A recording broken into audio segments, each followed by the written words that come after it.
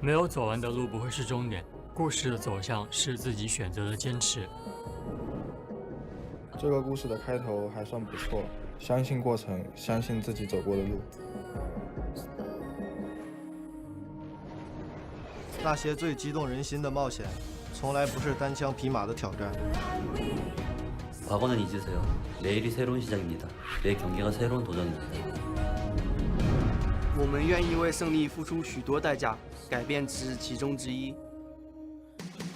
어떤 사람이든 현재에 만족하지 않고 어떠한 사람이든 제자리 걸음을 하지 않는다. 过去的荣耀就存留在记忆中，这一抹红色要照亮未来。 为之付出的心血越多，收获的果实才越甘甜。赛场上的事怎能尽如人意？我只想追求无愧于心。保持微笑，胜利总会专顾你。在尝过赢得一切的滋味之后，你绝对不会甘心做第二名。尖矛和利刃是勇者的武器，也有最坚硬的盾和扬起风帆的大旗。如果翻不过这座山， 他们就听不到你的故事。这个故事的结局将由我们来谱写。为了无悔，为了胜利，为了站在世界这边。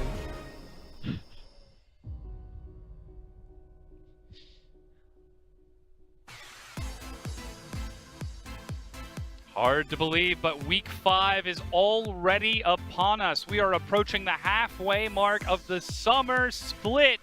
And in just a few weeks, we could very well be approaching playoffs and worlds beyond that.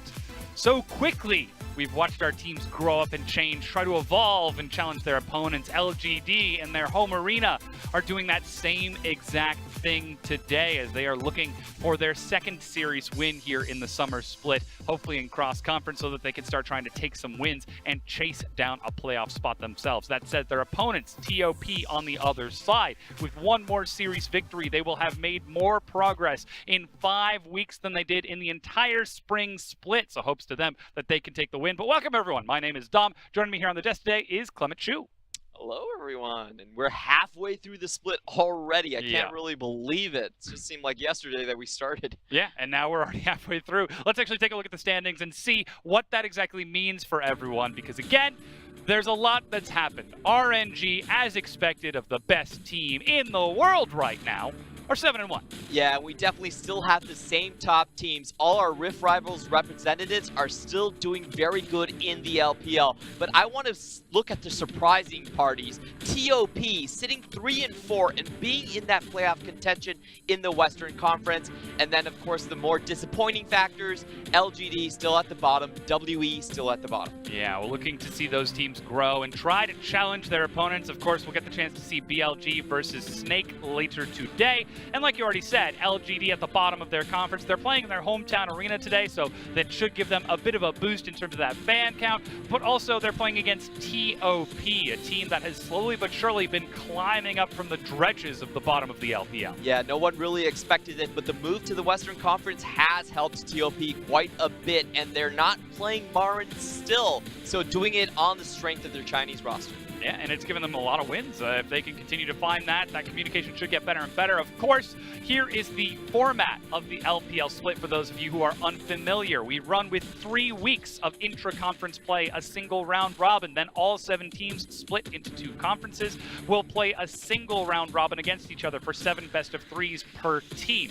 Finally, we go back into the double round robin with our intra-conference round 2. In short, this is the only time that we're going to see teams from the West face teams from the East. And that's the big excitement party, because a lot of our Rift Rivals teams this time around are actually split evenly across the 2 conferences. Yeah, and those matchups look to be a lot of fun to see these teams go head-to-head, but it's more for us than we're just having this unique tournament format to show off and get all these teams the chance to play against each other. This has a lot of impact on the standings, and more importantly, how these teams seed into playoffs as well. Clement, why don't you break it down for me? All right, the big thing, the reason we have 2 conferences is really to cut the teams, to cut the number of games down, because We are looking at 540 plus games if we didn't have split the conferences, and now we're at a more manageable 399. Yeah. Still a lot of games to go through. And again, if we had 14 teams in one group doing a double round robin, that's where we get 540 max potential games played. And with this intra-conference play, like you said, we're down to 399. But as we get into this obviously has to benefit one of these two groups more than the other, because we can't perfectly balance these groups as much as we'd like to. Yeah, exactly. And whenever you have two sides, you have a stronger side and a weaker side. And just like in Worlds, the Eastern Conference is much, much stronger. In fact, it's about 61 to only 39% in terms of the win rate. That's a match series score we're seeing on the screen right now. 30 match wins compared to 19 wins from the Western Conference. And it's so top heavy for the East. Our three Rift Rivals representatives, RNG, IG, and Rogue Warriors, went undefeated against the Western Conference, going a combined 21-0. Yeah, adding a lot of those wins to the Eastern Conference block. Hopefully they can continue to try to do that. But of course, there are teams that also benefit from this more so than just that. Obviously, those top three are big, but being able to take wins in these non-zero-sum games, or sorry, zero-sum games, I suppose, has to benefit some teams more than the others. Yep, and now we have to talk about the teams that didn't move from the Eastern Conference over to the Western Conference. These are the teams that really found themselves in a much better spot come the summer split, and we're talking about TOP and Rogue Warriors so far. We sat down and talked to Steak, and he said the happiest thing that he found out about summer was that they were moving into the Western Conference. It was like a bunch of high schoolers going up and beating up on kindergartners, and they started the split 5-0. Yeah. TOP again did not do so hot in the Eastern Conference. They move over to the West, and they instantly become a playoff team. So I think it's pretty clear that what we're setting up here, East is much, much stronger than the West, and it has been for quite some time. Yeah, and of course, you can already see the balance on the other side of that. The teams that did get moved into the East are starting to suffer, looking at BLG and VG. Yep, BLG, when they put together Chieftain and Mulv, they went 5-1 in their own conference, one of the highest win rate teams. They moved to the East, and they're 1-5 to start. So again, the difficulty in going up in the Eastern Conference is really hammering some of these middle-level teams, and you're looking like teams like maybe Suning, who are unfortunately maybe going to miss playoffs because of the different playing field in the two conferences. Well, now that's why we do have cross-conference play, so that they can try to take some wins here and get further up in the standings. Now, of course, we do have a quick illustration to show you what happens if we eliminate cross-conference entirely, and what better way to do it than with Royal Never Give Up, the team that everyone knows right now. And if you look at those numbers correctly, they went 5-7 inside of their own conference in the spring split. Yeah, exactly. If you take away cross-conference, the shocking thing is that RNG would not even be a playoff team. JD Gaming and SNG would have overtaken them. So it's really important to get your points up. And the reason for this is that when you play within your own conference, it's a zero-sum game. If there's a strong head-to-head matchup like JD Gaming, their Kryptonite, you lose one, they go up one. It's very hard to overtake them in the standings. Yeah. But if you're playing against someone from another conference, that actually doesn't factor into the playoff score. You can only get into playoffs by ranking in the top 4 within your own conference. Yes. So that's a very important thing to notice. And to boil it down, cross-conference is time for teams to get over teams that are their kryptonite. Yeah. Just like JD Gaming. 2-0 against RNG inside their own conference, but because of the cross-conference difference in their score, where JD Gaming only went 2-5, they actually fell down to RNG. Yeah, and again, this is where you get to dodge those difficult matchups. RNG, they were 0-2 against JD, and then they just went 7-0 in cross-conference. So again, that was the example that we've got for you. There are still plenty of other teams that you could look at who need to start trying to take wins if they want to chase down those playoff spot. LGD still has a chance to make it into playoffs, no matter how difficult that conference is. If they go 6-0 now, that they have already dropped their first game in cross-conference, that's a lot of points in the standings. Yeah, but I want to say tough luck for LGD because they're still our only team in the LPL to get all killed by the opponent conference. Yes. They went 0-7 last time. So even going up against the weaker Western Conference, they don't have a stellar track record, and that's something that they're going to be looking to change. So then let's actually get into this matchup for LGD versus TOP, because again, they're playing in the home arena now. They've got the fans in the crowd in front of them. They seem to be going back to basics with this team, and they have got the opportunity to try something a little bit new against TOP. but we've got to take a look at the lineup so that we can see what that new thing is going to be, because again, their solo lanes are looking good. Yuki is doing fine in the mid lane. They've got Y4 and Jinu on the other side. Of course, challenging them though is TOP. Lies, XX, Gung, Chocho, and Cat. Gung again stepping back into the roster, has a wider champion pool. Aurelion Sol, to note, is kind of his stellar pick that he does differ from Korn. And he will be trying to bring down the LGD roster, the Dragons themselves, if he gets to use his own Celestial Star Dragon. But this is what I want to look at right here. Yes, you've got the solo lanes doing good, but that is a new jungler. Jinu regang. Yuki, Y4, and PYL holding out the bottom. Amy stepping down from the starting roster and regang a Korean import that we've seen play on Griffin. The Griffin that's holding #1 spot in the LCK currently. Unfortunately, he only played 2 games on that squad, and then he came over to LGD during May. This will be his debut in the LPL. Yes, previously known as Gangster, I believe. So we'll have to see if he's able to take these wins. But again, to get back to these solo lanes, suddenly you pair up a Korean jungler with your Korean top laner, Jinu, who's such a powerhouse. You keep Yuki on something safe like that, Zoe or Aurelia in the mid lane, and then put a Y4 on whatever Y4 wants to carry with. Again, substitute behind Uzi for Royal Never Give Up. You look at all of these names, and on paper, it looks like a good team. Yeah, LGD, I think they have one of the strongest rosters overall. If you think about them compared to BLG or even TOP, you would most likely pick this roster based on its strength to do better than these squads. Where they really failed has been after the laning phase. If you look at their drafts, they don't really have a coherent answer in what they're really picking. Most of the times it's, hey, let's give the counter pick to Yuki and hope he carries us throughout the entire game. So I really want to see more refinement coming out from LGD. A later game strategy, a mid-game strategy perhaps. I mean, now's the time, right? It is cross-conference for the team, and if they want to take that win in a non-zero-sum game, now is the time to do it. That said, our casters are now ready to get us into this game 1 between TOP and LGD. 不破不立，只有经历巨变，老干爹才能重获新生。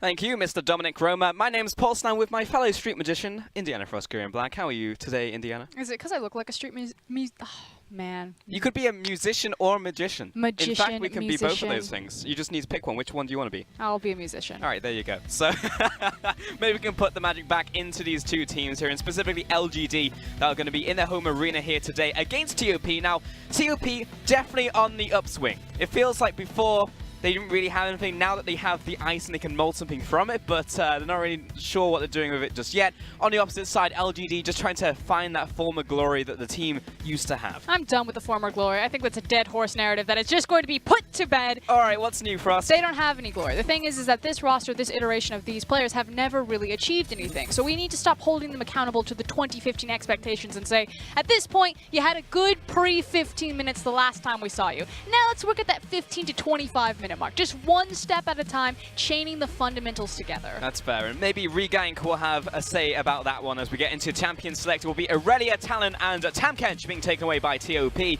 LGD will remove the Zoe, Aatrox, and of course the Gragas away from the table, meaning will be a first pick of the Swain. No Talia to be seen here today by TOP. But we've seen Swain be the priority pick, even when Talia is left open, which she is being left open a lot more than global standards.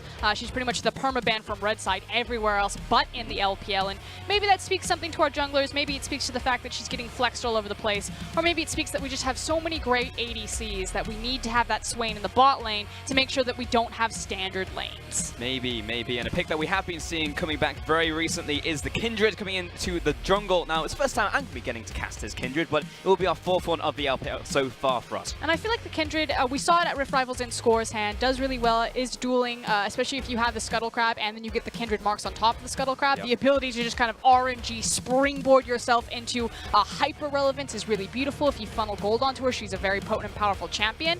But I feel like what she really excels in is denying a lot of these assassin picks like the Nocturne, which Nocturne was left open through the ban. So if you grab the Kindred, you're basically saying, if you pick the Nocturne, you're going to have a bad time.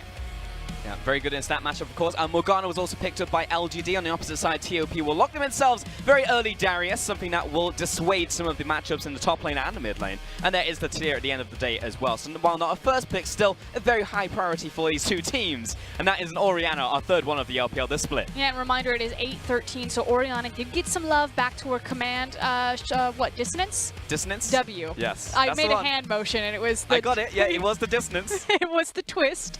And essentially what that means is while she's still going to put points into her Q for her command attack, which means that her damage is still going to be high, just a little bit of extra trading power as well as pushing power because that cooldown is lower. I appreciate you getting some of the skill names out there. That's very new for me. Usually color casters don't give it to me like hit this. the Q and the W and just smack your buttons. Yeah, there you go. ENR. That's the rest of them. LGD are going to take away that Nocturne, so even though they do have that Kindred, they will be taking that one away. LeBlanc will be removed, however, from LGD. And just in case. It's because they recognize that Y4 is the primary guy who's been playing the Orianna down into that bot lane. I think what they're suspecting is that while that Taliyah is still a very strong flex pick for the jungle, mid, and ADC position, if it does slot down into Choo-Choo's hands, you have Orianna there to say, okay, we can match this wave push, because that's very similar to what she does. It's like running a Taliyah or a Zoe in that bottom lane. 100%. Camille will be the final ban there from LGD. Going to remove that from a potential carry role in the form of XX or Lies. XX absolutely been stepping up this split as well. We'd have to expect he would also have the backup of Taliyah. So he's going to be fine either way. And TOP are going to take away Kennen as their final ban. Kind of tells me that Darius is probably going to slot up into the top side. It was something that Jinnu, flashed a little bit. It's also a signature pick for him, both the AP and AD Kennen. So I like the respect that's being paid to a lot of LGD's rising stars. I do too. That being said, there's in the top lane that, that Jinnu can bring up there. Jinnu is historically a very big carry player, and there are very good answers into Darius to do so in the top lane if he wants to, though Ornn has just been locked in here from LGD. And also on 8-13, Ornn did get a little bit of power taken away from him, some of his flame breath specifically, but ultimately he still is a god in that top lane. We saw Let Me really flex on the champion yesterday, and when you give LGD a very basic composition where they just need that hard engage button, I'd like to see it in Jinnu's hands, and that's exactly what they got. That would be nice, give them something that really just want to get out of laning phase, get towards those team fights. Now TOP were toying with the idea of the Blood Harbor Ripper, but actually decided to move towards Trundle in the end. So again, could go into the jungle, could go top lane. Does kind of tell me that it's probably either going to be Goon's Taliyah or Choo-Choo's Taliyah. I like Goon on Taliyah just because he has a limited effective champion pool, so things like the Aurelian Soul that Clement mentioned on the desk, Taliyah very much fits into that wheelhouse, but I just have an inkling that it's not going to go there. Oh Flex man, picks I think galore. I just heard Clement off in the distance. That's going to be a Kled coming in at the very end from TOP. A very reminiscent draft of actually Rogue Warriors in the end as well, because it will come at the end of the draft, amplifying a very close range composition that TOP have picked up for themselves. You just have no idea where anything's going to go. The one combination that I will point out is that you do have a lot of hard CC in tandem with the Trundle jungle, which is probably the only one that I think is permanently locked in. Speaking of Kled, we also have a Zed. All right, okay. I'm feeling it. This is our first one of the LPL this split. It will go into Yuki's hands. Now, okay, Zed. I mean, we've had your partner in crime, Talon, come up into the mid lane. Where's everything going? I don't know, Frost. You got 15 seconds. I was just planning on ignoring it until the 20-second mark, and then claiming like I knew everything was going to go in the right places all along. Taliyah went into the jungle anyway! Yes, she did, and it looks like a potential Trundle, and so I'm not going to talk about it. On the opposite side, we have this Zed in the mid lane. Now, it would actually be really nice to flex the Kled into that mid lane there to try and do some damage. And that's exactly what we're going to see now.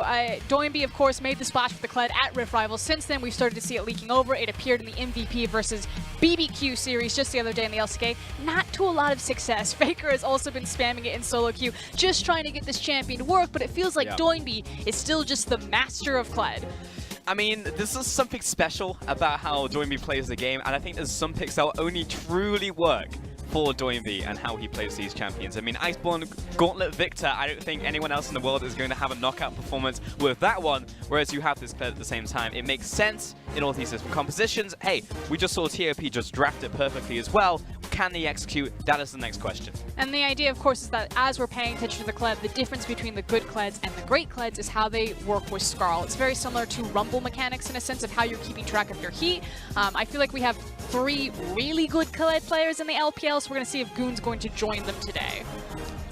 Who are the three? Because I know Doinby. Gimgoon. Gimgoon. Doinby. Oh, Dillinger, okay. Yeah, Gimgoon is a great Kled player. He is. Do you know who the last one is? No, who is it? It's a mid laner. It's a mid laner. Don't put me on the spot like this. No, it's fine.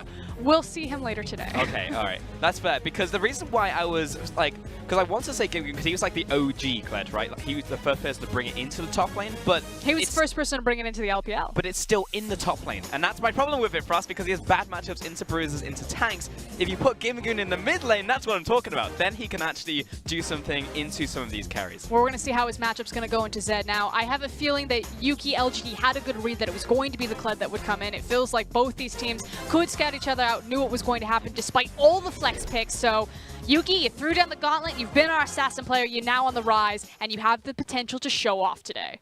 We'll see if they can make it happen in LGD's home arena, nonetheless. I'm going to hand it over to Hongzhou.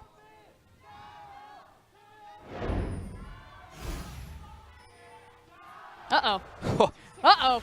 Hold on, guys. Yeah, there's got some action happening in the river right now. Flash away by XX, a flash jump over PYL. He's going to secure that kill, and it's a full-on frenzy at level 1. Goong walks in, but actually thinks better of it, because that was Ally is locked down. Goodbye, Lions. That's going to be a 2-0. LGD started off strong. You know, I came in not knowing what to expect, looking at these teams like, got to play all the bottom teams today. Of course, it's trash day in the LPL. Sometimes you just got to take it out to the curb. But already, I'm much more excited. We're only a minute and 20 seconds into this game. We've had 2 kills go down. I'm buckled up. I'm in this roller coaster. I'm ready for the drop. I'll be honest, this is more than most of the LCK versus LMS games I saw at Rift Rivals by about 20 to 30 minutes. So I'm pretty happy with this one. 2-0 feels good. Where did the kills go, though? That's the question. Jinnu into the top lane and PYL on the bottom. Now, the big thing to keep track of course, is that PYL got the kills, hasn't been able to spend the gold, but then what will that translate in terms of having extra gold onto your support? And most importantly, that he doesn't have access to those summoner spells, particularly the Flash, which is why XX's immediate response is level 2 gank. Looking towards the bottom lane. That's going to be the never move hitting, and PYL will pay for it with his life. Cat actually the one to pick up the kill. And that's just classic PYL. He does this all the time. The fact of the matter is that they have trinkets available. They walk down through that river. They could have warded themselves, especially on Orianna Morgana, who are going to have the push in the lane. But like, nah, it'll be fine. See, I don't know if that's intentional. You called him PYL. And I think that's very apt, to be honest, because there's a lot of times I'm like, P, why are you there in that tri-push warding and then dying for no particular reason? And why did you push up a lane and die like that? But again, kill went over to Cat.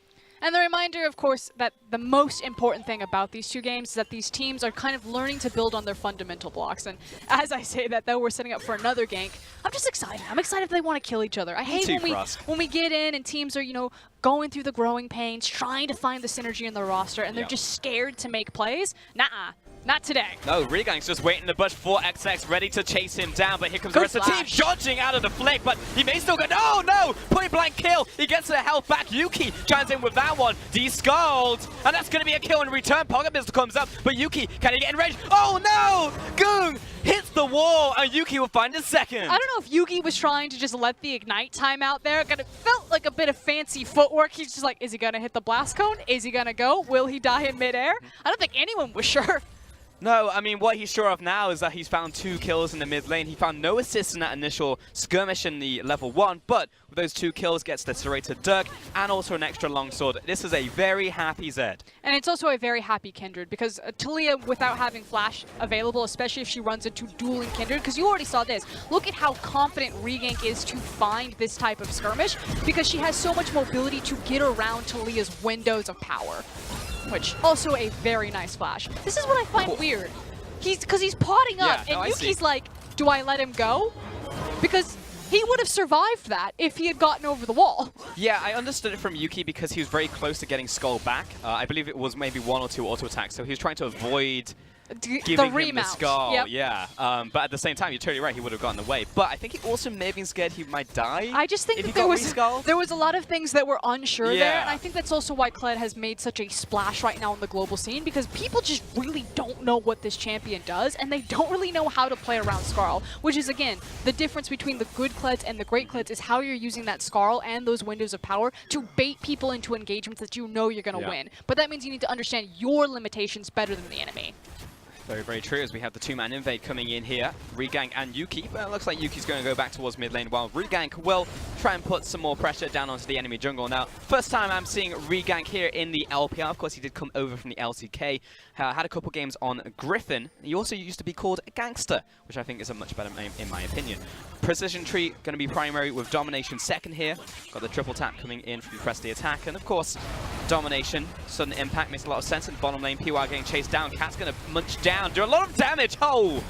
Finds the flick, and once again, somehow Cat finds the kill. PYL just cannot help himself. He always has to be forward. He always has to be looking for the trades. He can't just neutralize a lane. It's almost like he doesn't want to win it. He has to kill you.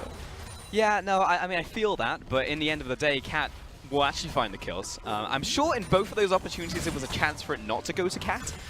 But Cat just somehow, he just finds these kills. Not just in this game, but in every single game I see him. But again, it just comes back to this idea that PYL should look at that lane, should look at this jungle and think that, okay, this is a kill lane. I know I don't have my Summoner Flash. It's just now come off of cooldown. There's no reason for me to play this aggressively. My responsibility to the lane is to be there for the Black Shield and make it so that Y4 doesn't have to give up experience or gold.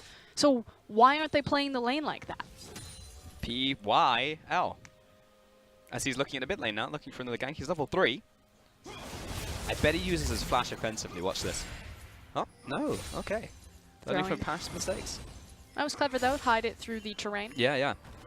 Means there's a very limited time that you can actually try and dodge that one. Interact Regank, with it. Putting the mark down on XX. Always put it on the enemy jungler. Regank's been everywhere so far. Oh yeah, he's living up to his name for sure. 6 minutes of this game, I've actually been quite impressed with him. Now, a reoccurring problem or issue, I think he made it over that wall. He did. With LG right now is that Amy and PYL just don't have a lot of synergy. And hold on.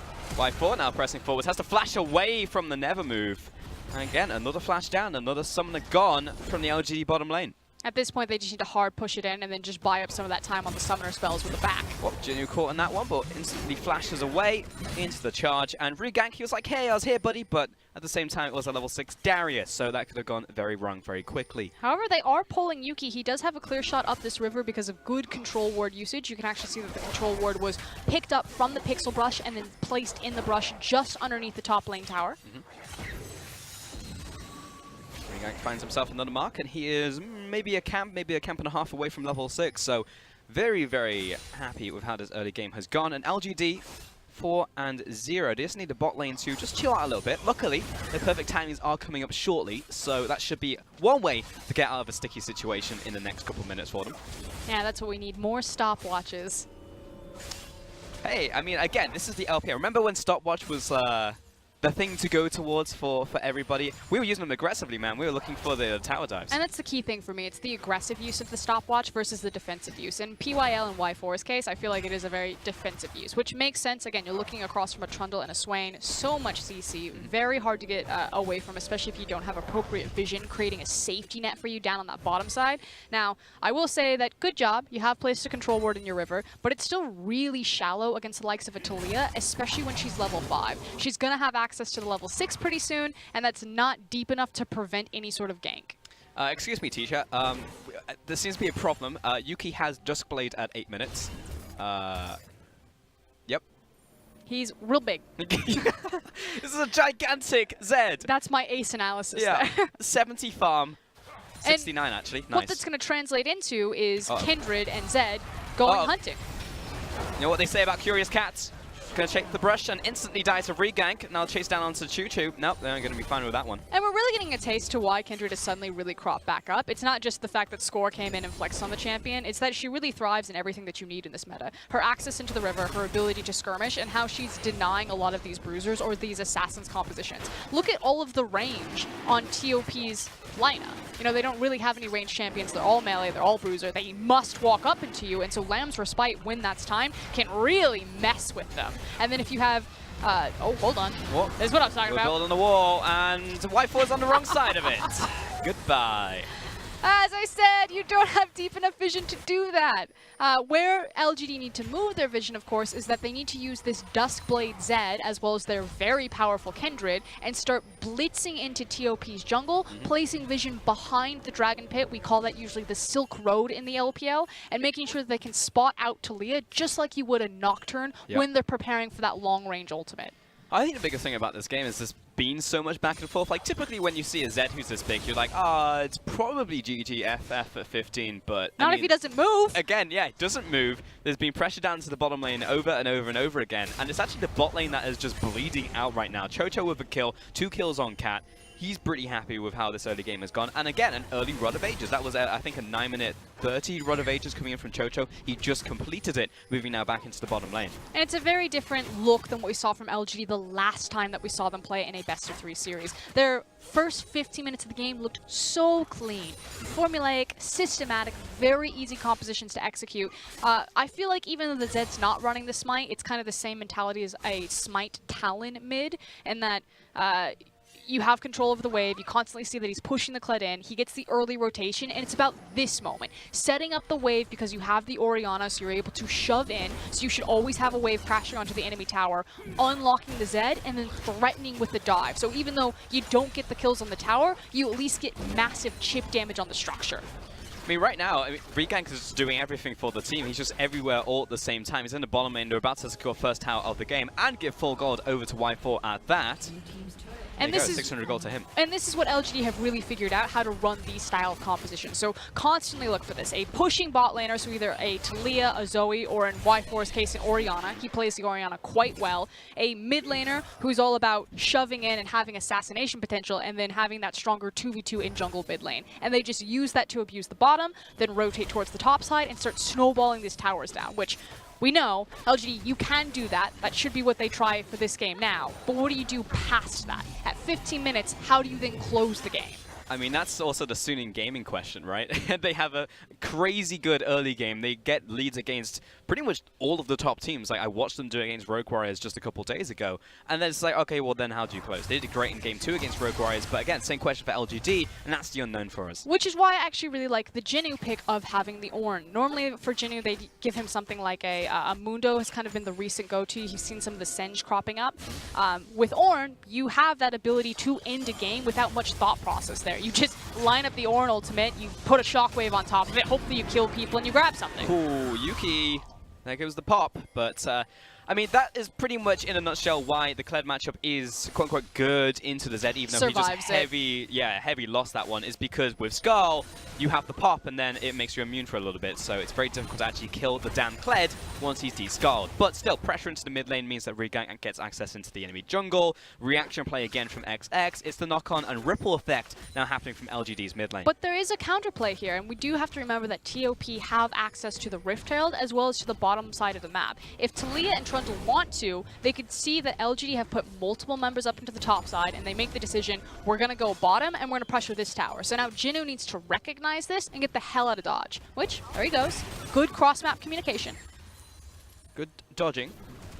Well, here comes Shelly. This is going to be a big one. Yep. I don't know how healthy the bot lane tower is, actually. But what this does is this puts pressure on LGD. So are they going to commit to waiting for this wave to stack in and trying to force the top tower down? Because they're going to be slow behind Shelly, and she's going to get a second charge on an inner structure. Tempo advantage is actually massively to TOP, and LGD are not set up on the map appropriately. They must just respond to this instead of trying to trade for it. This is going to be big, yeah. Shelly gets his second charge right here, knocks that one down to half, and his minion wave there. Here comes Jinnu's ultimate, just to really clear out the wave and just say, please leave. Whoa, okay, that's a lot of damage coming out of Yuki. Turns out he still has that Dust Blade. Yeah, he's going to chase them down, but still die to the demonic Birdman. It's going to be another kill over to them, and Jinnu now on the run. Oh, hello. That's not what he wants whatsoever. Jinnu completely caught up in the undertow. Here comes Gung, and that's going to be a kill yet again over to the Swain. And that is actually some of the orange changes coming through. The fact that he had to flash so he could reach because it was denied by, what, 550 to 500? If it was 550, he probably wouldn't have had to flash there. It meant that he could have gotten the kill and then gotten out. So boom, there you go, 8-13, you got him. Yep, all on that, and really was just dissuading. Yuki was like, oh, hey, I do a lot of damage. XX pops the perfect time at the very end there and is able to flash away, and Jinnu's just in way too deep. And this is what we were also talking about, the fact that it put LGD between a rock and a hard place. Good call by TOP to recognize that LG were taking way too long to set up on the top side of the map. You can see that while all of that action happened, they did manage to take down that top tier tower, but did get a second charge on an inner structure. So still a big win for TOP. You know, I honestly wonder how much of the shot calling is actually coming out of Regang, because I'm watching him just on the play counts, and this guy it just isn't stopping talking. He's just constantly talking, his mouth is constantly going, and maybe he's just literally corralling, and he's just playing an RTS right now. It's like, hey guys, I'm from Korea, I play RTSs at the same time, and I'll just like control all of you while also playing my own character.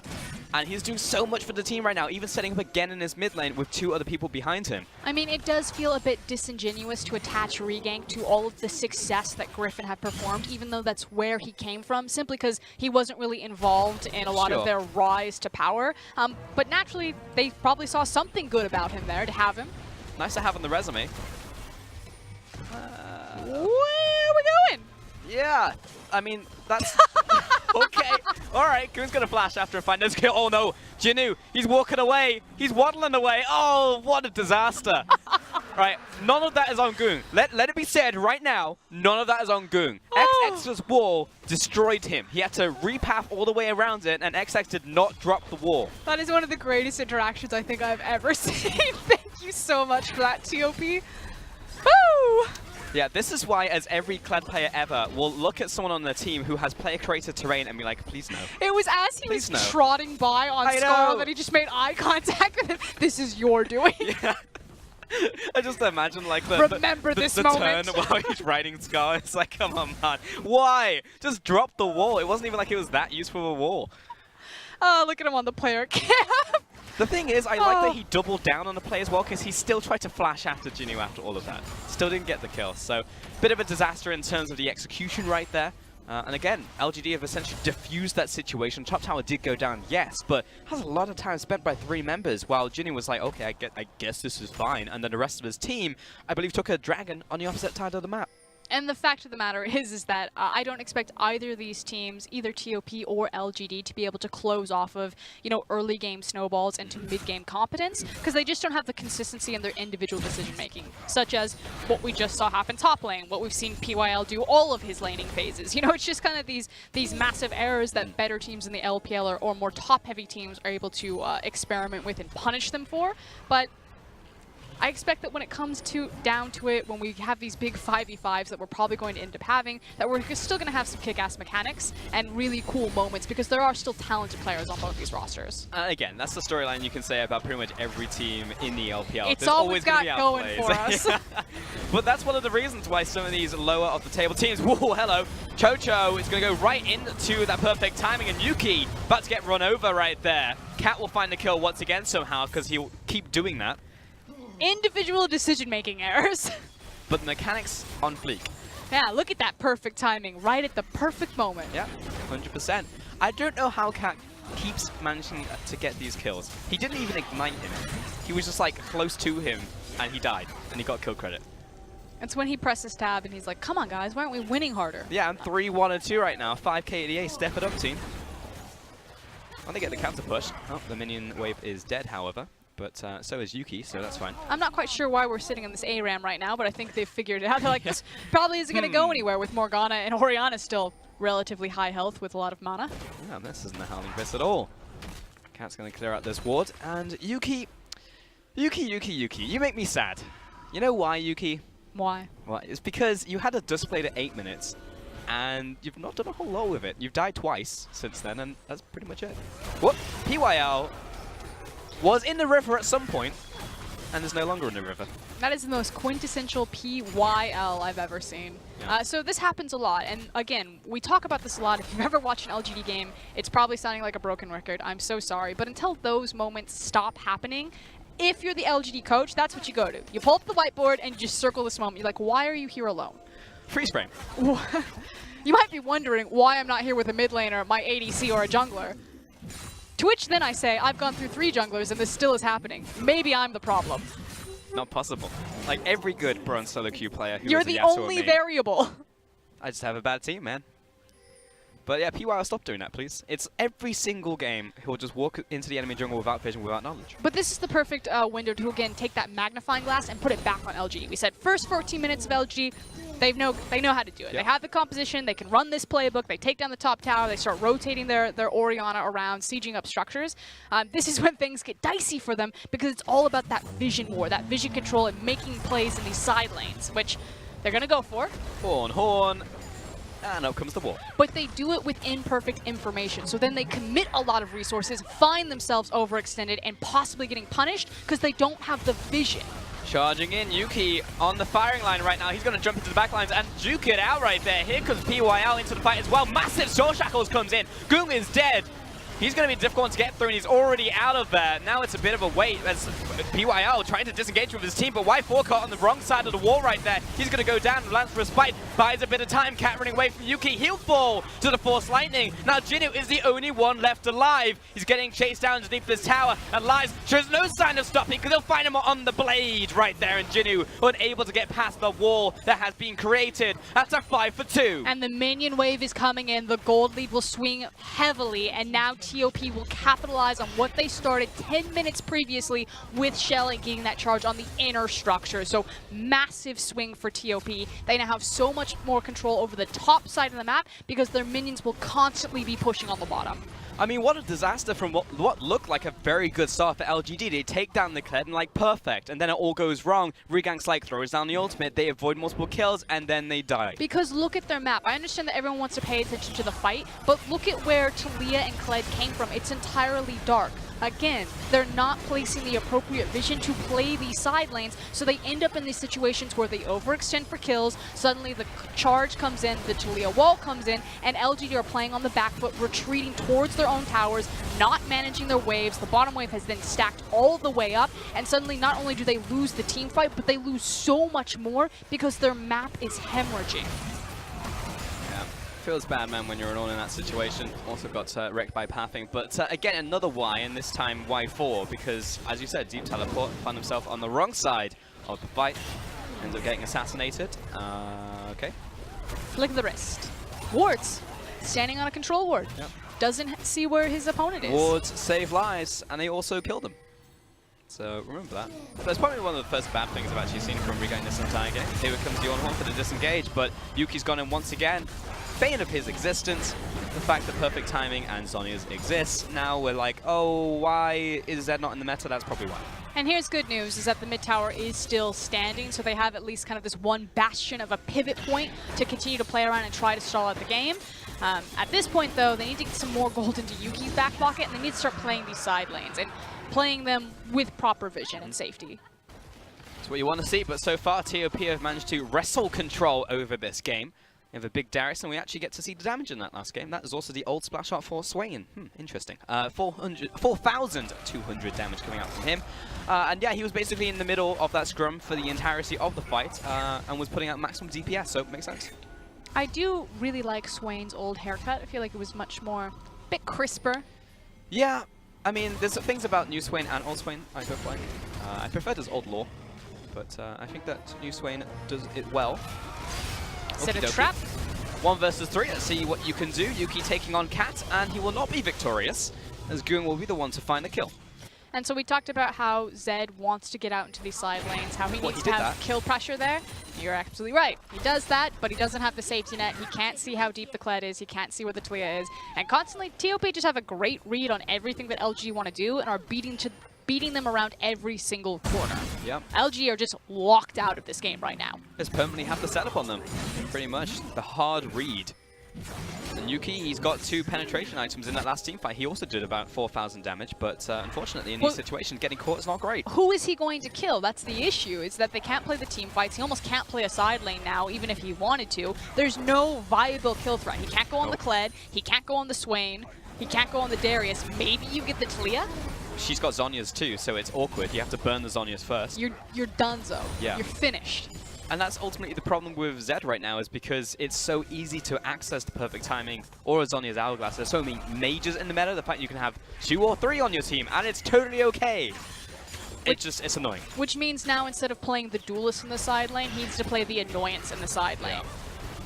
So we'll see if LGD can buy enough time holding these structures for Zed to actually make a viable wave for TOP to respond to and kind of alleviate the pressure. And for now, though, it looks like we are disengaging again. We had our go at the Howling Abyss, and TOP were like, oh, no, wrong map. Let's go back to base and spend all of our gold. That's Umbrella and Omicron, just picked up by Chocho, however, 5-0-6. This is actually dangerous for TOP. They don't have a lot of members here. This is really bad. Cat has been caught. He has 8 lives remaining, but there goes one of them. Having information that Darius is bottom, LGD felt incredibly safe. Good shockwave. Shockwave over the wall. XX going to be caught on that one. He's going to jump away from that with his flash. Well, now we have a recall from Jinu because guess what? Who is in the bottom lane? It's Lies. Lies on the one champion that he's really only able to play.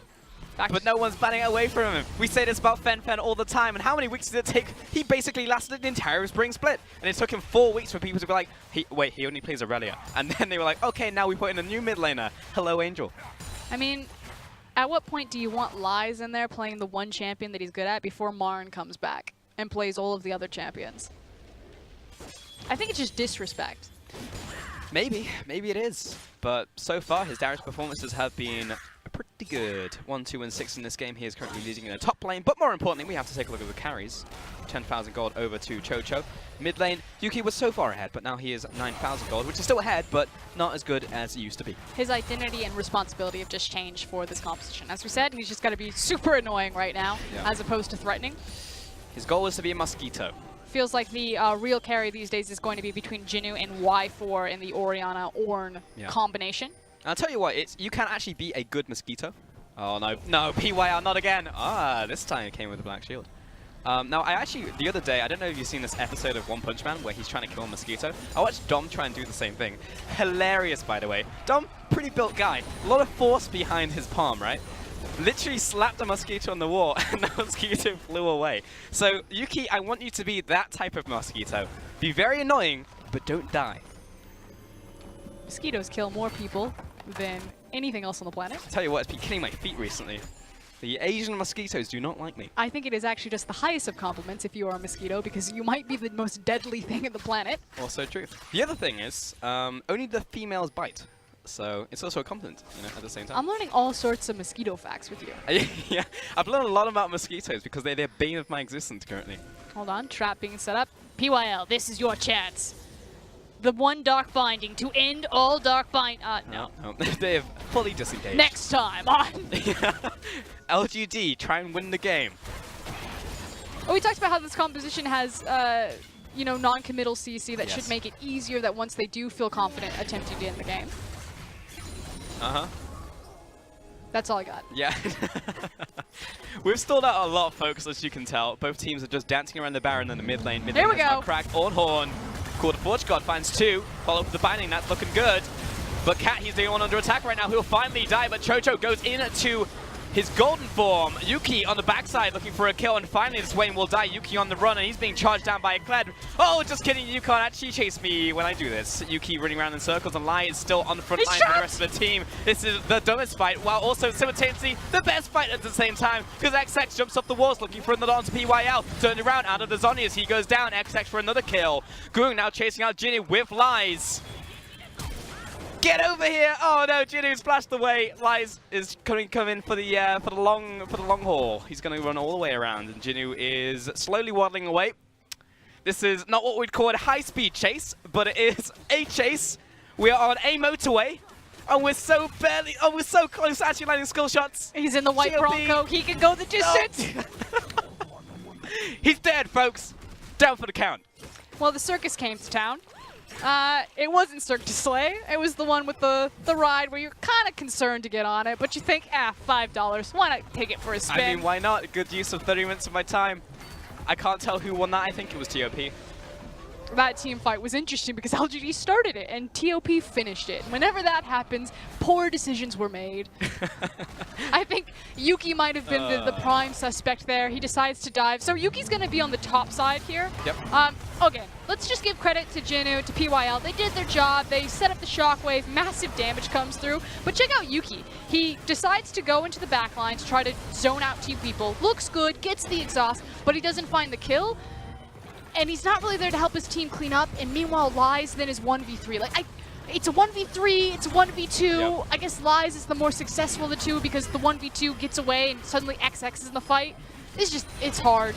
We're gonna have to watch this one about 7 more times. Yeah, there was a lot going on right there. I mean, I was following one fight, but the other one was actually Darius teleporting in and then being like, please stop kiting me. And there's like 3 people surrounding him, just poking and dogfinding, CC chaining him. Get him! Yeah, eventually his team caught up so he could actually, you know, do Darius things, but he was having a real rough time in there. It was very strange to watch. Yeah, it definitely was. But TOP still won. Hey, we can see the damage again. Swain just up there, almost 5k. Beat his last number. This time is actually Y4 putting out the consistent damage. And showcasing why the priority pick of the Swain is the hot fire right now in the LPL. Uh-oh. Uh-oh. PYL, no, not like this. Oh, he's found on the flick. He's dead. Flies on the front lines. He's found Regank over the wall. Oh, Kled's going to follow. He finds the second half of the charge. And Jinu's also going to fall on this one. TOP find 2. Coming into the respite and Y4. No, I don't want any of this. Please, no. I'm down into my perfect timing. And I'm dead. You just cannot get away from this meat grinder. It just walks right up onto you, places the trundle pillar on one side, and then just smashes you against it. TOP, while Regank is still alive, has access to the smite. He doesn't have access to the blast cone. He's nowhere near the pit, and it looks like with Choo Choo zoning that it should be a free Baron. Yeah, to put this game in context for you folks, we're 30 minutes in and we have 33 kills. Yep. And we have a Baron going down over to TOP, going back to base and buying all of those fantastic items for themselves. I've always wanted to cast a solo queue game. Yeah, well now you get the opportunity to. It just so happens that LGD and TOP all managed to find themselves in the same game. And what's interesting is the discussion about is TOP's success coming from the fact that they've moved over from the Eastern into the Western Conference, or is it because, you know, fundamentally they have gotten better as a team? Now, we do see in their roster that they've changed up a couple of their key pieces. You know, normally when people think about Topsports, they think about Marn if they're going to think about them at all. And Marn hasn't been the player. It has been Lies primarily, almost playing twice as many games, but obviously because of his signature pick of that Darius, and Darius being very strong in the meta right now. So, I don't know. I'm kind of not sold one way or the other. There's definitely weaker competition, but as they rock up back into the cross-conference, this is kind of the make or break for them. Yeah, we expect them to take down LGD. They're probably the weakest team in the LPL right now, but if they continue to take down these teams, if they continue to slide up in cross-conference, then maybe TOP really have evolved and they're the real deal. I mean, a win's a win, right? At the end of the day, like, no matter how they get there, is it about the journey or is it about the destination? Because currently TOP are getting a whole lot off the destination. I just feel like it's a question of are they still a Squirtle or have they become a War Turtle? Fair. I was going Smash Bros, you were going Pokemon. I mean, both of those things can combine. I dig it. LGD drawing the line in the sand here in front of their inhibitor tower. But here comes TOP. They have Baron. Not a cannon wave, though. And the Ornhorn comes through. It's going to be caught in the flick real quick. Follow through, finds the unstoppable on that one. Excellent use of the Trundle pillar right there. Cat has just been so on point. I love the pick of the Trundle into the Ornn. It was one of their last picks that they showed. And like you see it every single time. As soon as the Ornhorn comes out, you hear it go, the Trundle pillar comes down, and it just refuses any sort of follow-up on the Ornn ultimate knockup. So great soft counter option. Yeah, been really. I mean, Cat has been playing well all game, especially from the early phases. Goong is now split pushing in the bottom lane, and he didn't clear out all those wards. No, Cled's going to walk up, and there's no backdoor protection. And Kled has complete ward the enemies off, courtesy of XX, and now he's actually just onto the inhibitor. Look, he's actually drawing attention from Regank, who's in the bottom lane, and then Yuki, who's in transition, because he can actually transition a lot easier than everyone else who doesn't really have dashes. And Y4 is actually caught between that wall. I don't know if TOP realized that was the case. LGD are just waiting for the Ornn ultimate to come back up and then hopefully try to minimize the bleeding, although TOP could end it now. Here comes Kled into the back lines. Once again, PY has the flash away, but he is dead. Chocho jogging after. He's going to slice and dice up those front lines. Good shockwave, but no damage behind, unfortunately, and TOP are going to say thank you very much for the Lance Respite. We'll take that one to the bank. Chocho's going to die, and maybe we're in a little bit too deep, because we may have just fought an entire team fight underneath 2 Nexus turrets, but it's fine. We're going to find 2 inhibitors at the very least. Goong, he just have the Guardian Angel, but Regank wants it. Oh, he's going to jump after and try and find Skull. Oh, he's got it! Regank, that was a mistake, my friend. He has learned the error of his ways. Lies does not find his apprehend. And now he's going into a Stair-X. I would like out of here, please. Up, team. Where are we? Oh, no, I'm going to pop my ultimate. I have no stacks. Goon has proven himself to be a good Kled player right there. Making sure that he flashes back in so he can get the Skarl remount just in time, a sliver of health, and just trots away. Yep, put him in the top 4 right there. The Kled Hall of Fame. Get me some coconuts. Yeah. Coconuts? Yeah. Why coconuts? It's a Monty Python reference. Oh. Doy. LGD in the top lane. You're literally British. I know. And the funny thing is, like, there are some things that, like, Knights of Neat, you know. And I have a feeling that we've had this conversation before. Weren't you the person who was like, we should get a Monty Python Kled skin? Just have him mount Patsy with some coconuts. I think it's Clement. Well, when would I cast with Clement? I mean, he's over there. You can, like, send him a note. All right, let's take a look at this fight. Via Swallow? Pigeon? Okay, you're still not getting it. It's fine. It's fine.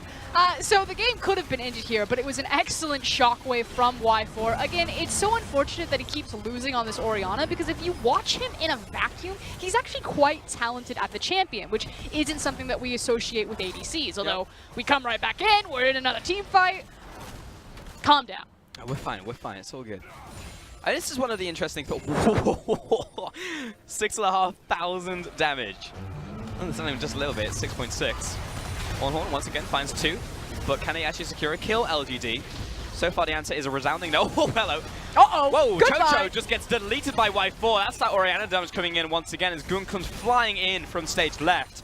But that's the pick, and that may slow down TOP once more. We've got major objectives spawning in at 80 seconds and 2 minutes from now. But LGD need to take care of their base. I think that they might have to give this one up. They're just trying to slow down what feels like the inevitable. Starting to inch back a little bit these team fights. Still, so much credit to Cat. I feel like he just has a perfect read on how to counteract this Ornn pick. LG have been able... No, I don't want to be here anymore. Jin is completely caught from his team. Tries to walk back, but there's a pillar there now. Cat on point. And that would be a Darius kill in the bank. But Lies on the front lines. He was caught in place. He's looking for the resets, but there's no Darius time for him. No ball in the China shop. And PWL will walk this one off, hopefully. But there's still another 2 picks over to LGD. Okay, the next damage graph needs to pop up. And I don't want to see any champions. I just want to see tower damage done to TOP champions. Because I feel like the 2 Nexus towers and that top tower have done more work than all of LGD this entire game. Hey, if you get the towers involved, that's an 8 versus 5 instead of just the standard 5 versus 5, so it makes sense. But TOP are completely stalled out in this game. Every single time they go for a push, they die. They've managed to find 2 inhibitors, but we're getting to the point where LGD could mount a comeback. Is it them being stalled out or them just being a little bit too playing with their food? Here comes the airplane.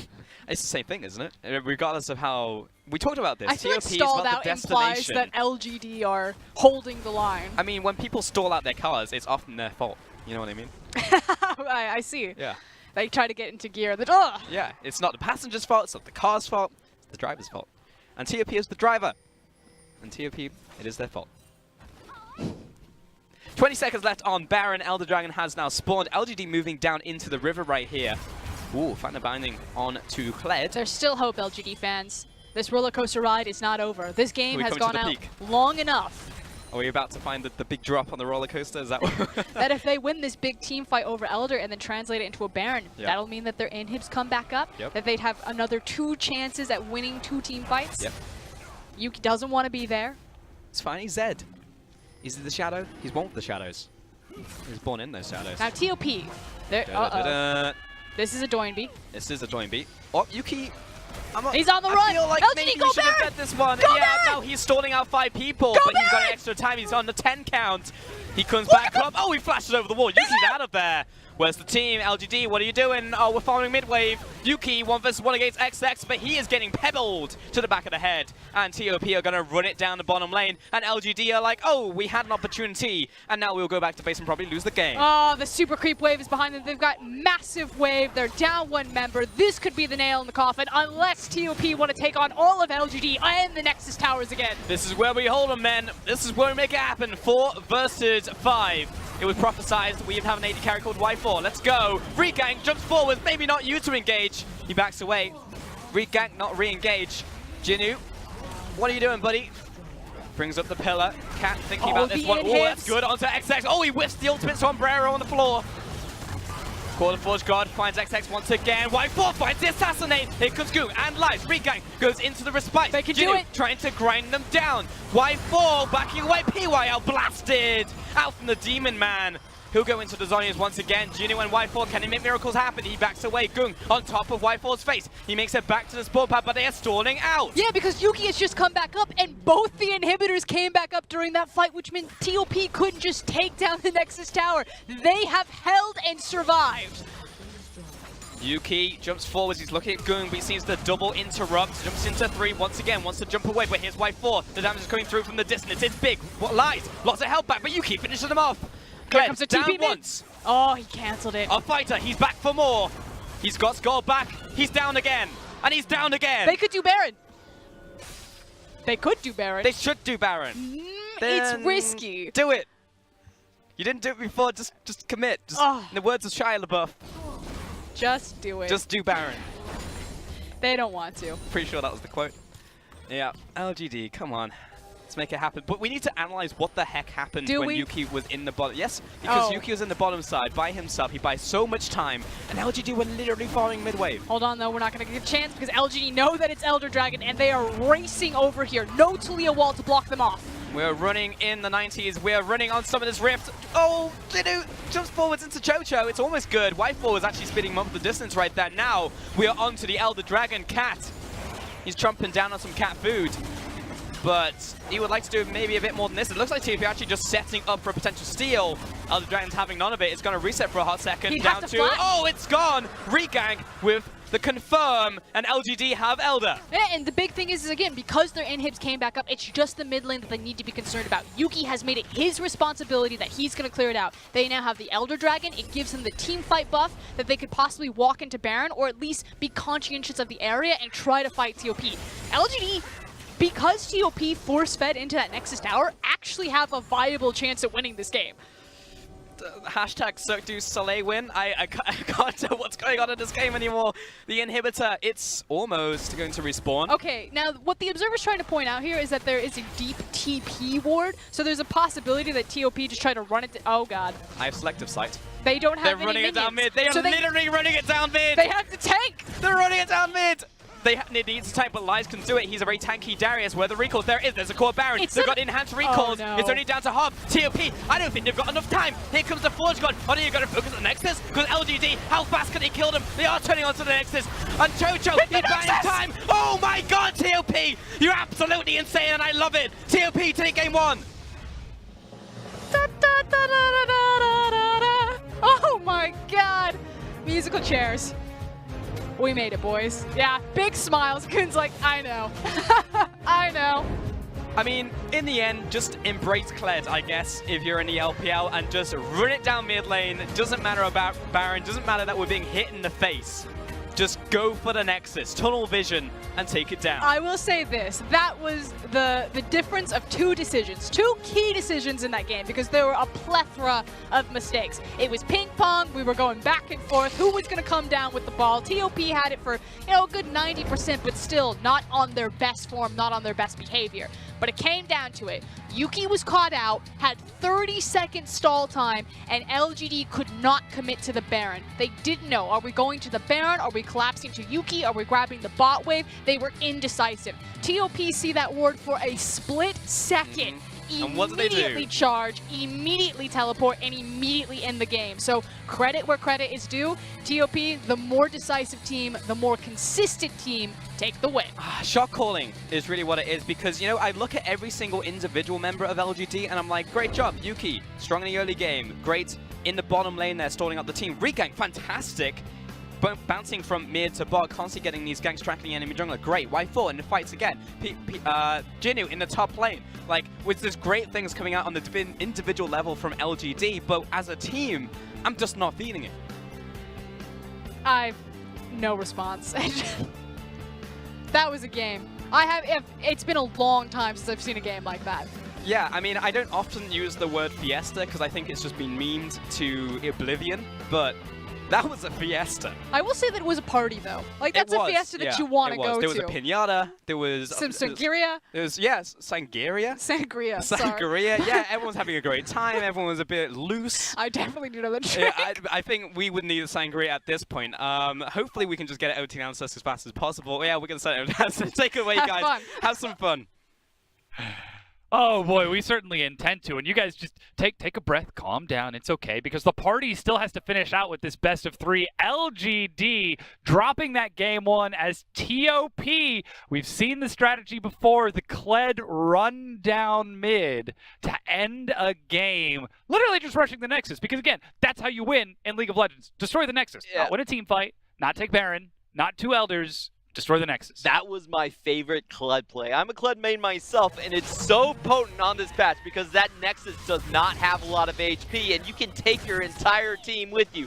60% movement speed buff and go straight into the enemy base. They do have the empowered recalls for their 4-second backing on LGD, but it's not enough. Look at the end of the fight. The big physical attack damage dealer in Goon is not touched. Everyone's going after Chocho, and he's just sitting in there whacking away at the Nexus, and we've got a 50-kill game on our hands. Yeah. I think we might have our first 100-kill series coming up. Yeah, we very well could if the second game follows up anything like the first, but this game was... It was a party, to put things bluntly. It was all over the place from beginning to end, and we have to say that it wasn't quite as we expected. Regank stepped in for LGD as their new jungler, and in his debut match, he actually showed a very strong early game by constantly pressuring that mid lane, even ganking the top lane. I believe he had like 3 attempted ganks bottom in 9 minutes, so already seeming to step up and fill that role for LGD. So it's good that we're seeing LGD try and grow, just this strategy might have been a little too far-fetched against TOP, who just dogpiled first one champion, then the Nexus. And it's kind of like classical LGD. They do have good laning starts. We've seen this before from them. If you look down the roster, Jinnu, Yuki, Y4, all these players are above average or at least decent players that you can expect to win lanes. But everything does kind of collapse when it goes towards the mid game for LGD like we commonly see. And I think 2 main factors you have to point out here is number 1, the god of death himself. PYL. If there's a brush, he's going to face check it. And we saw it multiple times this game, 3 times in a row, at one point even, where it really gave TOP so much room to function and come back into the game. Yeah. The second thing I have to say is, team fight-wise, I just don't see LGD as being a very strong team. There's a reason they always all in into the Yuki strategy. Just give Yuki his best pick and pray to Lord Jesus Yuki that he will carry us. But you can see in those team fights, I actually think they had a lot of mishaps, and TOP outfought them in those It was actually Y4 who ended up putting out the majority of the damage for his team, but the moment Y4 ends up getting separated, the moment Yuki goes in and gets separated or exhausted, those 2 major damage sources are gone, and LGD start to fall apart. Y4 split from his team on the left, Yuki split on the right. And take a look at Chocho. He's got the Demonic Ascension, he's got the Demon Flare. Who would you rather have next to you when the Lamb's Respite goes off? A Darius Swain or a Morgana and a Zed? Well, it depends on which team you're on, but in that instance, I think that Darius, he instantly got 2 executions right after the Lamb's Respite. The HP gain wasn't enough to take them out of the true health execute, the guillotine from the Darius. The guillotine right there from the Darius. And if you just look at that team fight, look at how uncoordinated LGD actually were. Yuki was on the wrong side of the map. I'm sorry, Yuki was... took the Kled charge to the face and had to use his ultimate early, so no damage from the most fed member on the team. And then you look at Y4, he was on the wrong side Teleports of the into ramp. the Talia on the other side of the enemy team with no way to save him. And then dies instantly. Yes. So that's where LGD kind of falls apart, and that's what I was talking about. You know, you can have these great early games, but you still need a mid-game plan. You still need to close out after 30 minutes. We did see them try to recover with that mid-game plan by trying to find a pick onto Cat and Chocho, but again, they just overinvested onto the wrong target. They managed to get the kill, but look at Chocho getting this Demon Flare off right as the respite finishes. Oh! And the timing was just so good, and I think this is why TOP and Chocho are moving up the standings. He's actually actually a very good mage player, even as a marksman. Getting the demonic flare on 4 people pretty much ends the fight on the right side, while Yuki comes in again at a bad angle from the left side. So basically that was Chocho solo carrying that team fight. It could have gone very wrong, but again, you have to look at the LGD side as well. I think they focused the wrong target at the start. They tried to take down Cat. Most of their damage went there. And Yuki, instead of just moving in from the front, which you could have done there, tries to go for a flank to look for XX, never finds it, gets exhausted, finds Goon instead, and doesn't get his damage off in the team fight once more. So, again, we're seeing the same things. LGD, good laning phase, good start. Team fight, they got to get that mid game. They got to find that transitionary step. It looked a little bit better, I think, with Regank in that game, so perhaps he can continue to show us this performance in Game 2. That said, it was his opponent XX who took our man of the match in that Game 1 victory for TOP. 8, 6, and 14, 30% of his team's damage on that jungle Talia. And he just stabilized the early game after that disastrous level 1. XS went into the bot lane, got so many kills off of Y4 and PYL. And in the later phases of the game, he did a lot of damage as well. As you can see, 30.2%, that's for the jungle. Yeah. That's not even a main carry. Jungle Talia. Not even a laner. So, just massive damage stats coming out from him. And I have to say it, XX has been the main improvement of TOP. We used to say this roster did not have the talent to compete. But after the growth, after he's ousted Karin from the main starting lineup, I think he's leading TOP into that possible playoff berth. Yeah, well, now they're 1 game away from getting more wins in just 5 weeks than an entire spring split. Will the growth continue? We'll find out in just a few short minutes. 想要在这里生存下去，必须倾尽所有。